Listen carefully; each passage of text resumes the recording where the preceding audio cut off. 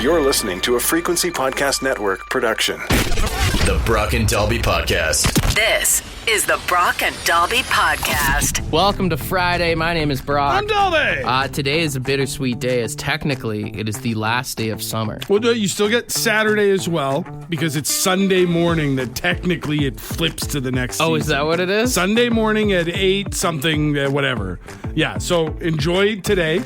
Enjoy tomorrow.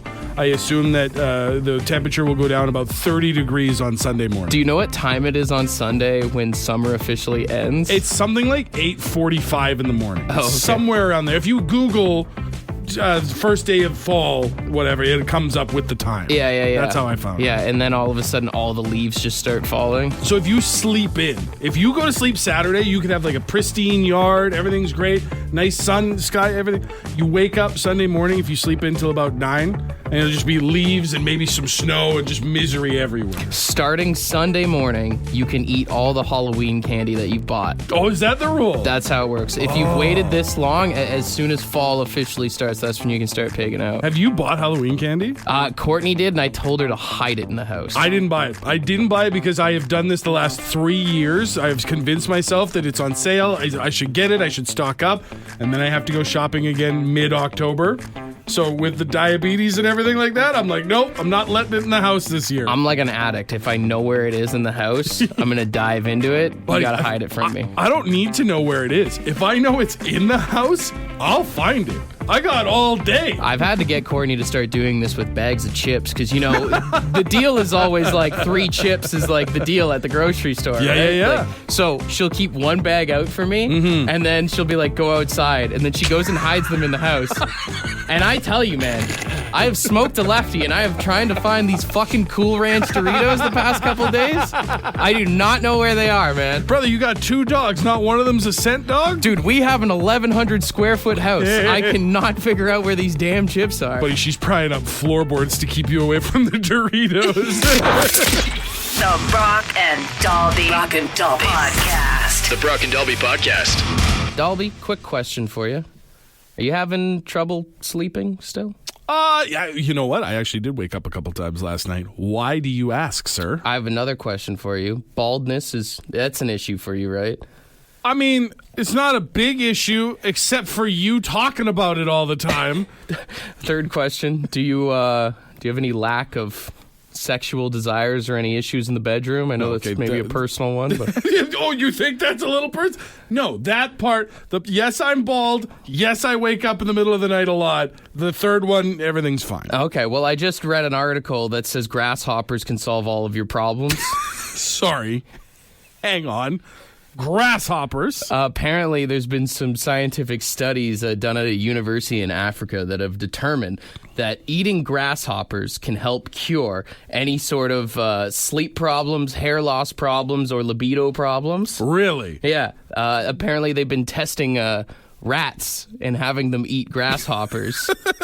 Just force feeding the and rats? they noticed there's been extreme health benefits, healthier hair, and a better libido. And they say that they think the rats are comparable to humans, so damn. Just some food for thought this morning. Okay, I have some questions. As a bald man, you've piqued my interest.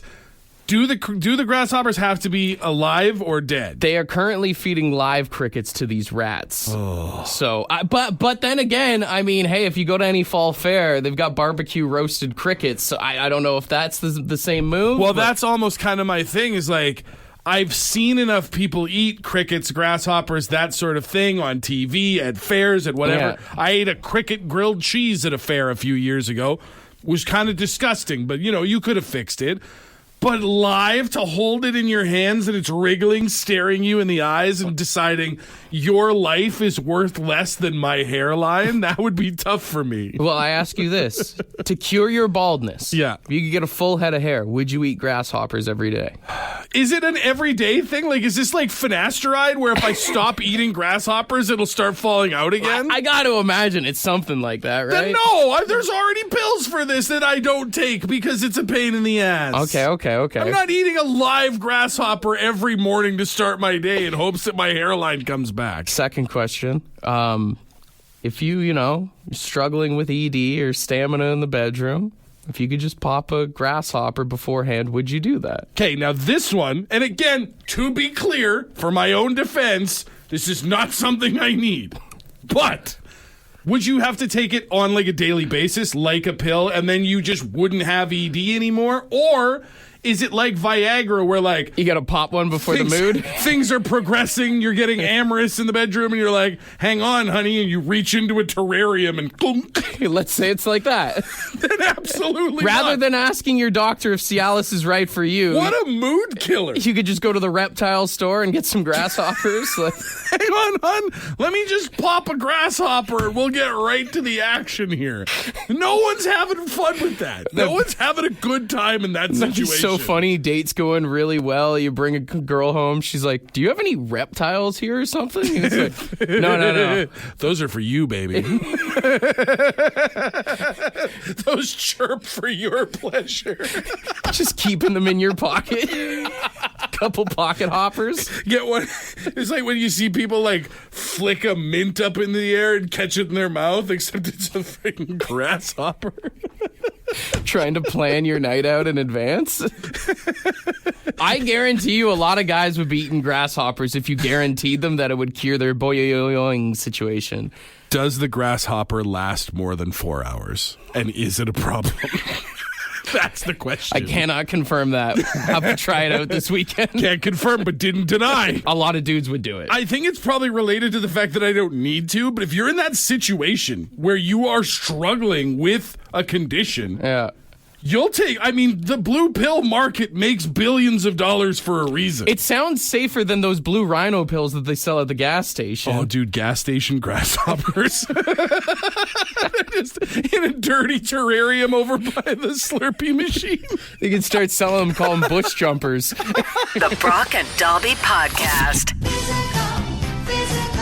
Resounding yes on the text line to the fellas saying they would eat grasshoppers to cure ED. Only a couple people saying no. A lot of people also saying if you could do like chocolate covered grasshoppers or like you said barbecue or whatever. But that's the thing. If the grasshoppers are not alive, you can church it up any way you want, right? Like put a bunch of grasshoppers in a bag, put in some of that like popcorn flavoring, shake it up. Now you got white cheddar grasshopper boner pills. Like what a great day. That sounds awesome, actually.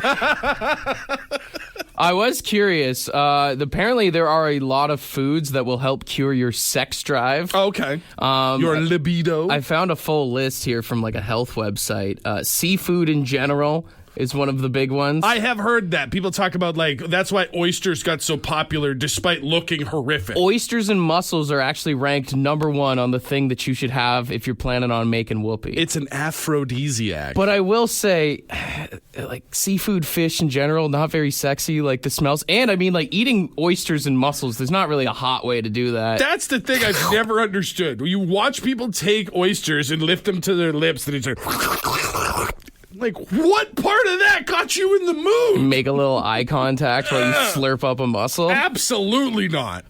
Pomegranates is a big one. Oh, okay, yeah. That could be kind of hot, I guess. That's the one with all the seeds and stuff, Yeah, right? oh, true. That yeah. feels like a lot of work. Well, that's like watermelons on there as well, and that's another one where you're just kind of diving like face first into it. Sure, yeah. And you then gotta, you like come up- motorboat your watermelon. You come up for air and it's a with the seeds. Strawberries, bananas are in there. Both of those could be eaten very sexy to kind of set the mood. I mean, banana's almost the most phallic food object in the world, and then strawberries, there's always like the chocolate-covered strawberries, Dipping. very sensual thing. Yeah. Bananas also, they prevent cramps as well. Oh, with the potassium, you're right. Yeah. So banana's a good one. Chocolate came up high in the list as well. Another one that, that's a classic seduction kind of food as well. Chocolate makes a lot of sense until you get to the part where you start putting it on each other, and that's where you've always lost me. It does say spinach provides a lot of sexual energy, so I don't know if that's a full Popeye kind of thing. I was going to say, what really was in Popeye's biceps, if that's the case? He just wasn't getting any action. That's why his biceps were so big. He was real backed up. Olive oil was not having it. Garlic made the list, which that That's a risky move before going into the bedroom, having that steamy garlic breath. That's counterintuitive. Everything I've ever been told since I was like young enough to start dating was garlic is not a great idea. But also ranked very high on the list, any sort of nut, specifically peanuts, they recommend before you get into the bedroom. It even says a nice peanut butter and jam sandwich before sex could be very nice, which is good. But you also have to know who you're dealing with, because it would suck to give someone an allergic reaction. If someone has an anaphylactic shock. Also, doesn't it just feel weird that, like, maybe you would be with somebody, you're out on a date, things are going really well. There's a connection. There's a spark. Hey, do you want to come back to my place? They come back to your place. You want something to eat? Yeah, let me make you a little. And then you hand them, like, half of a PB&J? Like, are you running a daycare here? What are we doing here? You're getting in the mood before things start getting, like, hot and heavy. You pull out a little thing of Planters and you're cracking shells in the bed like it's a bar in the 90s. Got some pistachios. Just throw the shells on the floor, babe. Don't worry. It's fine. There we go. Let's get after it. The Brock and Dalby Podcast.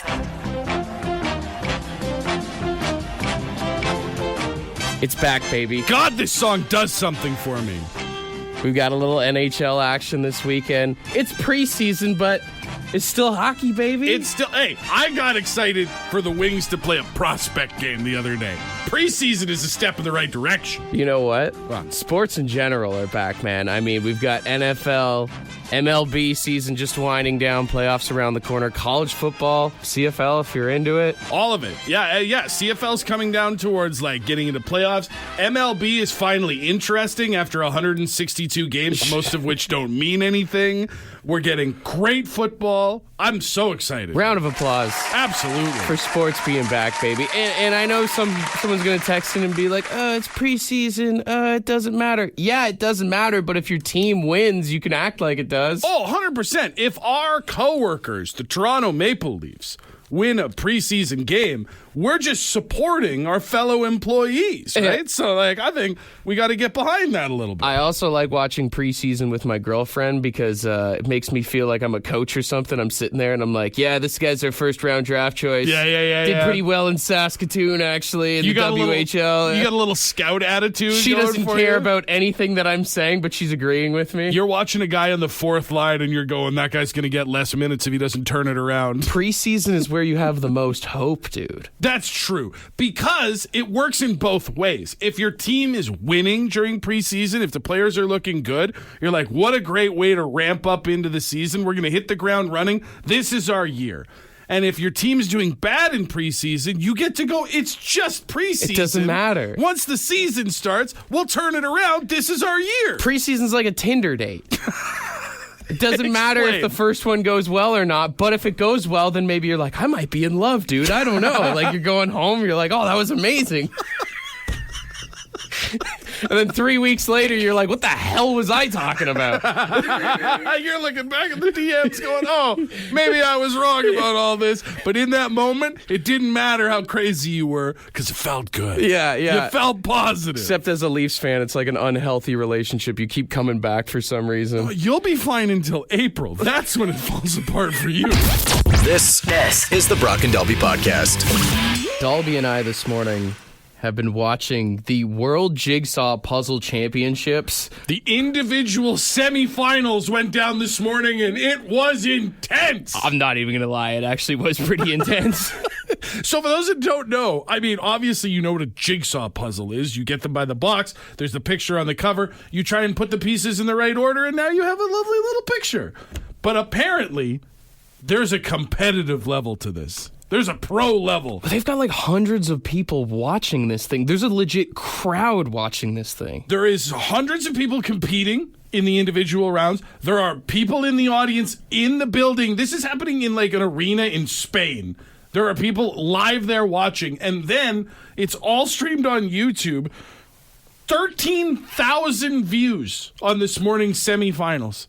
There are people who are actively sitting at home at 6 in the morning, us included, going, oh man, I can't believe she got that corner piece. I'm not gonna lie, 13,000 does feel like a lot for this.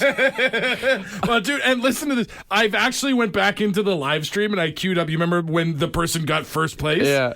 This was the crowd reaction to the winner. Oh, you guys. Oh, my gosh. Kati's got it. Kati's got it. There's She's got the play-by-play calling their shot. 10.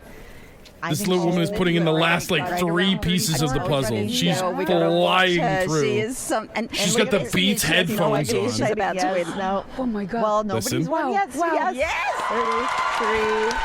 33. Round of applause. The place Look at goes that. wild. I call it. I just Googled it while you were playing that. Do you know what they win? I have no idea. First place gets $1,000. Woo! Second place, 500. Okay. Third, 250, and then fourth, fifth, sixth, seventh, eighth, ninth, and 10th. Just get a puzzle to take home. The take-home version of the contest, basically. They're basically like, just practice more for next year. Try harder for next year. Dude, so we saw this yesterday, and then we watched it again today, but I actually will admit to you, I watched a little bit at home last night. No, you didn't. I did you? Because not only is there an individual, there is a pairs competition. Ooh, that's got to be tougher to work as a team for that. 100%. Watching teams of 2 and they're like going back and forth. People and they're yelling at each other? Passing each other pieces. The tensions are high between all of these pairs. You know what they should do for that is they should actually just have a couples division. Well, I was going to say, I don't think I saw any. It was like, it was all like, oh, here's a mother-daughter, and these are friends or sisters or brothers. There was no couples that I saw. That's a relationship ender. That is the monopoly of puzzling. Someone's going to get in a fight. There should be like a couples Olympics where it's events like that, like putting together a puzzle, maybe like a game of Pictionary, or like, what's that like you game if you have like a couples date night, like Heads Up or whatever? Oh, headbands. Yeah. Yeah, Oh, my God. Just imagine being like, you go down to City Hall or whatever, you're applying for a marriage license,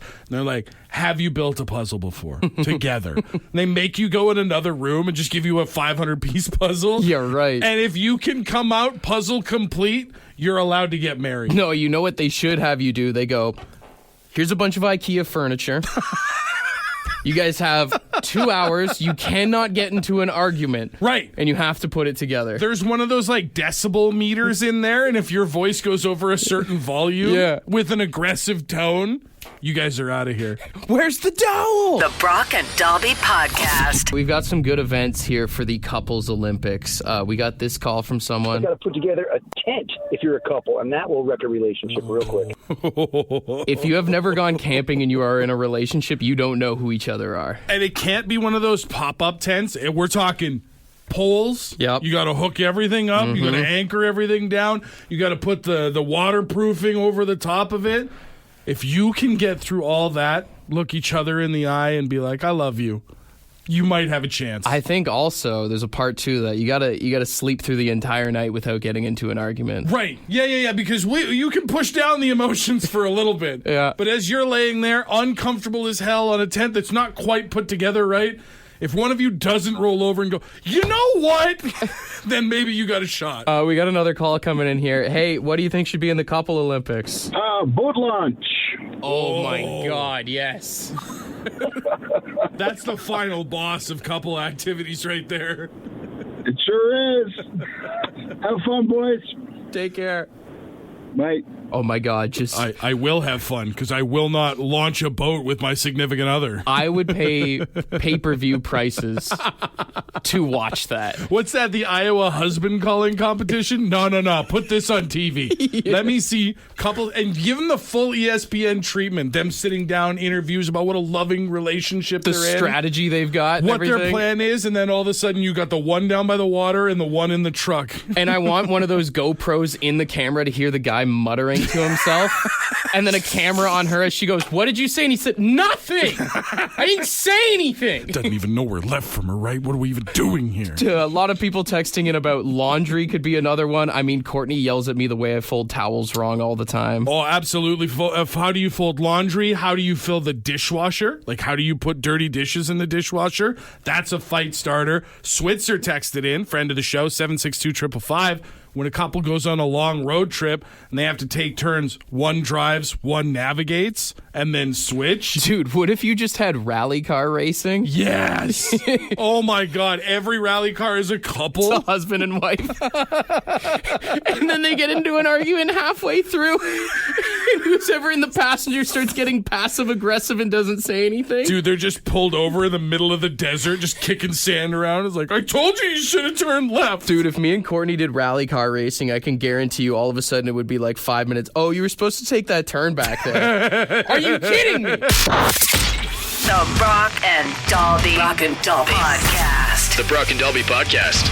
So I had a viral TikTok video the other day of a woman who was on vacation with her husband. They decided as a treat, as part of this vacation, that they were going to book themselves a front row seat on the plane. Because as we know, closer to the front of the plane is usually the best seats. Bigger, more space, leg room, all that stuff. So they booked row 1. Were these like first class seats? Well, they thought it was, and I think they even paid a little bit extra to be in row 1 because, again, it's all this extra leg room. But it turned out the reason that row 1 on this flight was so much leg room is because row 1 was at the front of the cabin facing back at all the other seats. Look at this video. Oh. You see this woman? Oh, that's like...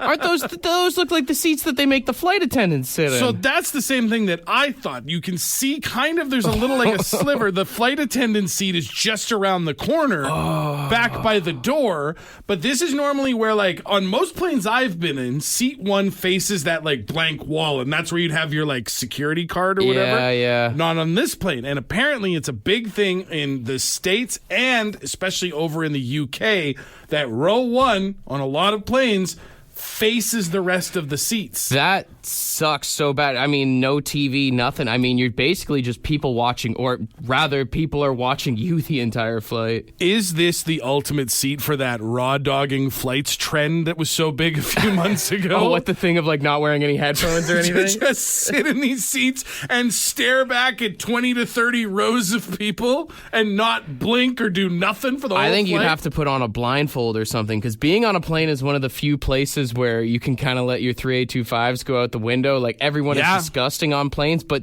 it's almost kind of like sitting on a city bus. Oh, yeah. You ever sit down and like someone kind of sketchy sits across from you and you're like, all right, let's just not make eye contact. I'm going to do what I can to not make eye contact. But on a city bus, you're at, 20, 30 minutes max if you're going like one end to the other. On this flight, this is like a 4-hour flight. I think if you get this seat, you got to make it worth your while. You got to like take out a pad and paper, start staring at people individually for like a few minutes and start writing stuff down rapidly. Furiously pretending to sketch them. Yeah. Just look up at them and just keep writing stuff. Dude, making eye contact with somebody, pretending that you're drawing their picture and then turning it around and it just says 3825U. Feel like you're like the teacher of the flight or something. That's honestly it. Like, it feels like, or it feels like you've got detention. Like, it feels like you've done wrong, and now they're putting you at the front so that everybody can keep an eye on you so you don't do anything for the rest of the flight. I most definitely can't fall asleep in that seat. Oh my God, could you imagine even being one of the other people and looking forward and seeing someone slumped into their seat? Well, even just in general, have you ever been sleeping and then you're like, I feel like someone's looking at me? Yeah.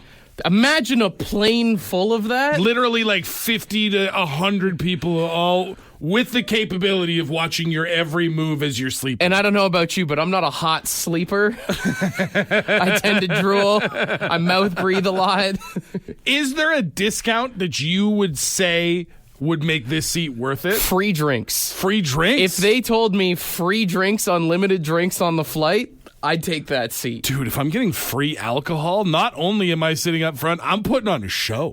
You give me 4 or 5 drinks, and those people are going to have a memorable flight. Well, and I mean, the best part is if you get sick, it's all going downhill kind of thing, right? So it's not a you problem. This is the Brock and Dalby Podcast. Ed's word of the day. Let's see what he's got. Good morning. Today's word is fickle. Yep, fickle. F-I-C-K-L-E. I Fickle. thought he was saying pickle. Pickle. And it's changing frequently, especially as regards one's loyalties, interests, and affections. Well, I didn't quite know it meant all that. However, it does kind of have that all I over have it. no idea what he said. Anyways, that's about it. Have a great one. Cheers or Hold up for a second. Can we try and determine Decipher that part. what was that? Well, I didn't quite know it meant all that. However, it does kind of have that all over it. Well, I didn't know it quite meant all that. One more time. Well, I didn't quite know it meant all that. However, it does kind of have that all over it. However, it does kind of have. Oh, he's saying his X is fickle. Oh. It has X written all over. Okay. I was going to say, when it comes to the word fickle, it makes me think of three things. One, children, when it comes to like what they like and what they'll eat, stuff like that. Sure. Two, cats. Cats are the most fickle animal out there. My girlfriend when she's getting ready for a night out. That also.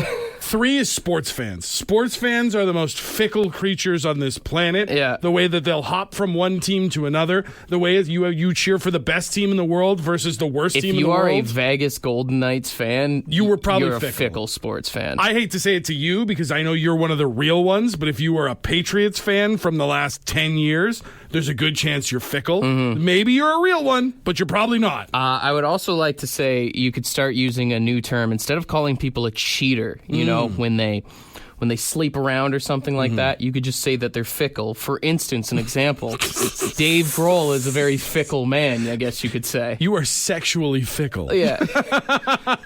Nothing worse than a fickler, you know? Fickle! Fickle, fickle, fickle. Use it wherever you can. Unless you're in a relationship, please don't be a fickler, all right? For more Brock and Dalby, tune in weekday mornings 5:30 to 9. The Brock and Dalby podcast is brought to you by badshop.ca, the Brock and Dalby merch store. With all proceeds going to the Canadian Cancer Society.